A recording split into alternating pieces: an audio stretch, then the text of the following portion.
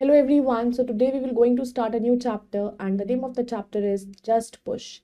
Let's begin the chapter. Chapter 6 Just Push. Value talk. Having faith is having trust. You have to trust the God that your back that he will help you and take care of you. He knows what is best, but to truly embrace what he has planned for you, you have to trust him fully. Having faith is having trust. अगर हमें विश्वास है, हम सच बोलेंगे भी और सच हमारे सामने रहेगा। और हमें भगवान पर विश्वास करना चाहिए कि आपको इतना विश्वास है भगवान पर कि भगवान हमारे साथ खड़ा हुआ है, तो आप कोई भी काम इजीली अचीव कर सकते हो। वो हमारा ध्यान रख रहा है, तो कि भगवान भी जानता है कि क्या आपके लिए सही और क्या आपके लिए गलत है। तो सब कुछ आपके लिए प्लान है, तो आपको उसको पूरी तरह से विश्वास करना होगा।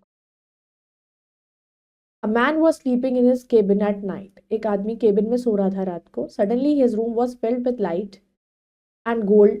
God told the man that he had a task for him. Suddenly क्या हुआ, उसका रूम में लाइट आ गई और एकदम भगवान आए तो उन्होंने बोला उसको कि उसको एक काम करना है उनके लिए. He showed him a large rock in front of the cabin. उसने उसके केबिन के सामने उन्होंने कहा, एक पत्थर था बहुत बड़ा. God explained that the man was to push against the rock with all his strength.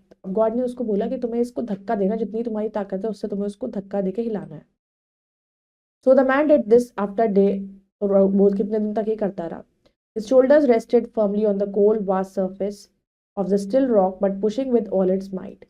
Even उसके shoulders में दर्द हो गया था कि उसने बहुत कोशिश करी उसको धक्का देने की, अपने पूरे स्ट्रेंथ लगा दी. Every night the man returned to his cabin tired and exhausted, feeling that his entire day had been in vain.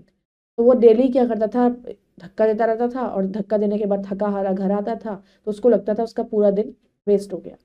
He said to himself, I have been pushing against that rock for a long time. अब वो अपने आप से कहता है कि मैं इस रॉक को इतने लंबे समय से इसको धक्का दे रहा हूँ एंड इट हैजंट मूव्ड, और ये इतना सा भी नहीं मूव ही नहीं किया. He thought that the task was impossible and that he was a failure. उसने कहा टास्क तो इम्पॉसिबल है, तो उसको लगा कि अब मैं फेल हो गया. These thoughts discouraged and disheartened the man. अब ये थॉट्स से बहुत ही ज़्यादा डिस्करेज फील हो गया उसको कि कोई फ़ायदा नहीं, मेरा काम कुछ नहीं हो पा रहा है, डिसहार्टेंड हो गया. He decided I'll put it in my time, giving just the minimum effort and that will be good enough. उसने कहा कि मैं काम करता हूँ कि अपना टाइम जो है मैं इसमें ज़्यादा ना लगा के बहुत ही मिनिमम एफर्ट लगाऊंगा और सब कुछ ठीक हो जाएगा. That's what he planned to do, but he decided to make it a matter of prayer and take his troubled thoughts to the God. God, he said, I have labored long and hard in your service, putting all my strength into doing what you have asked. तो उसने क्या करा, उसने plan करा कि वो ऐसा ही करेगा. फिर उसने डिसाइड किया कि वो प्रेयर करेगा कि और फिर अब भगवान से कहेगा कि अब उसकी जितनी भी ट्रबल थॉट्स हैं गॉड से उसने बोली. उसने कहा गॉड कि मैं इतने लंबे समय से इसको हिलाने की कोशिश कर रहा हूँ, मैंने सारी कोशिश इसमें लगा दी, मैंने बहुत कोशिश करी, मैंने हार्डवर्क किया, पुटिंग अपनी सारी ताकत इसमें लगा दी जो भी आपने मुझे करने को बोला. Yet after all this I have not even watch that rock by half a millimetre. और तब भी मैं उसको इतना मिलीमीटर से अभी इतना सा भी नहीं हिला सका. What is wrong, why am I failing. उसने कहा क्या गड़बड़ है, मैं क्यों हार रहा हूँ. The God mercifully replied, my servant, when I asked you to serve me and you accepted, I told you that your job was to push the rock with all your strength, which you have done. तो God ने reply करा, उसने कहा my servant, जब मैंने तुम्हें कहा कि तुम मुझे सर्व करो, तुमने एक्सेप्ट करा. मैंने तुम्हें जॉब बताई कि रॉक को हिलाना है, तुमने अपनी पूरी ताकत से उसको हिलाया जो तुम कर रहे हो. Never once did I mention you to do, I expect you to move it. ने कहा क्या मैंने एक बार भी तुम्हें ये मेंशन करा तुमसे कि मैं तुम्हें एक्सपेक्ट करता हूँ कि तुम मेरे लिए इसको करो. Your task was to push on, तुम्हारा टास्क था उसको पुश करने का. And now you come to me with your strength spent thinking that you have failed, but is that really so. उसने कहा अब तुम मेरे पास आते हो कि मैंने अपनी सारी ताकत उसमें लगा दी और ये सोच कर कि तुम फेल हो गए, तो ये क्या सही है. Look at your self, your arms have become strong and muscular and you back strong and brown. Your hands have become rough and tough due to constant pressure. Your legs have become massive and powerful. उसने कहा अपने आप को देखो, तुम्हारी जो arms है वो कितनी स्ट्रॉन्गर बन गई, मस्कुलर बन गई, और तुम्हारी बैक भी स्ट्रॉन्ग हो गई, तुम्हारे हाथ रफ हो गए हैं, टफ हो गए हैं, इस प्रेशर लगाने की वजह से तुम्हारे लेग्स भी मैसिव और पावरफुल हो चुके हैं। Through proposition you have grown much and your abilities now surpass that what you have used to have, yet you haven't moved the rope. उसने कहा तुम्हें ऑपोजिशन की वजह से, कि तुम तो उसको पुश कर रहे हो, वो तुम्हें बदले में कुछ नहीं तुम्हें मिल रहा सिवाय धक्का देने के, इस ऑपोजिशन की वजह से तुम्हें ग्रो हो गए हो, तुम्हारे अंदर एबिलिटी ग्रो हो चुकी है, जो तुमने लगाया, और रॉक मूव भी नहीं हुआ तब भी तुम्हारे अंदर ताकत आ गई। Your calling was to be obedient and to push and to exercise your faith and trust in my wisdom. This you have done. उसने कहा तुम्हारी कॉलिंग थी वो ओबीडियंट, कि पुश करना, एक्सरसाइज अपने फेथ को, कि मैंने तुम्हें बोला है कि तुम्हारा विश्वास है कि तुम इसे हिला पाओगे, तो तुम्हें मेरे विजडम पर, इंटेलिजेंस पर ट्रस्ट था, तो तुमने ये कर दिया।